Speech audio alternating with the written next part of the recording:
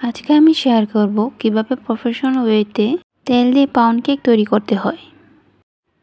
এই পাউন্ড কেকটি আমি 4টি ডিম দিয়ে তৈরি করে দেখাবো। এখানে আমি বড় সাইজের 4টি ডিম নিয়ে নিয়েছি। এরপর শুকনো উপকরণগুলো চেলে নিচ্ছি। এখানে 1 কাপ পরিমাণ আমি ময়দা নিয়ে নিয়েছি। আরও 3/1 কাপ ময়দা দিয়ে দিব এখানে আমি। আমাদের ডিমের মেজারমেন্ট অনুযায়ী শুকনো উপকরণগুলো নিতে হবে। আমি 2 টেবিল চামচ কর্নফ্লাওয়ার দিয়ে নিব। 4 ডিমের জন্য 2 টেবিল চামচ কর্নফ্লাওয়ারই আমাদের জন্য যথেষ্ট। এবার এখানে আমরা গুঁড়া দুধ দিয়ে নিব। গুঁড়ো দুধ আমাদের কেকের টেস্ট বাড়িয়ে থাকে। গুঁড়ো দুধও আমরা 2 টেবিল চামচ দিয়ে নিব।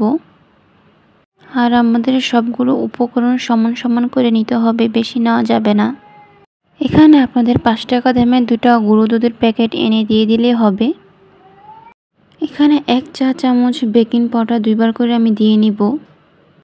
বেকিং পাউডার কেককে নরম করতে এবং কেককে ফুলার জন্য সাহায্য করে থাকে আমাদের। 4/1 ভাগ এখানে আমি বেকিং সোডা দিয়ে নিব। আর আমার 4/1 কোনো বেকিং চামচ নেই, তাই আমি মেজারমেন্ট চামচটা দিয়ে 2 বার করে দিয়ে নিব। বেকিং সোডা না দিলেও হবে, অনেকেই বেকিং সোডা ব্যবহার করে না, কিন্তু আমি বেকিং সোডা ব্যবহার করে থাকি। এতে করে আমাদের কেকটা অনেক সফট হয়। এখন শুকনো উপকরণগুলো একটা স্প্যাচুলা দিয়ে মিশিয়ে তা চেলে নিব আমি।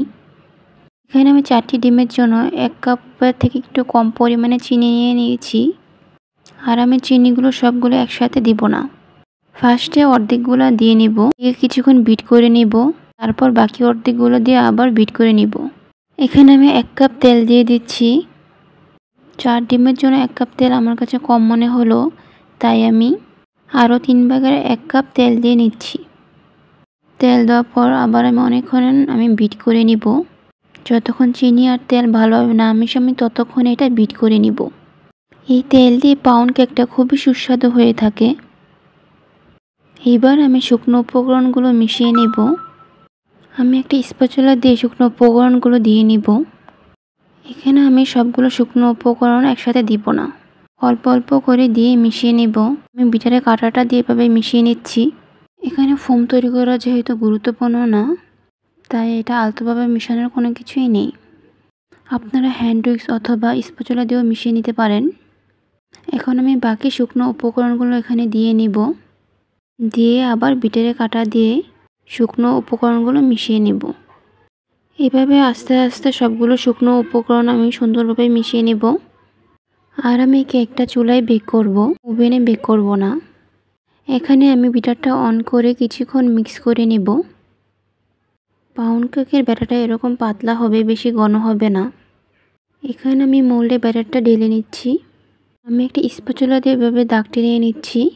আর স্প্যাচুলা তো অবশ্যই তেল দিয়ে নিতে হবে, এতে করে কেকের মধ্যে খুব সুন্দর একটা ফাটল আসবে। মাশাআল্লাহ, চুলায় তৈরি করেও আমার খুব সুন্দর কালার এসেছে কেকটা।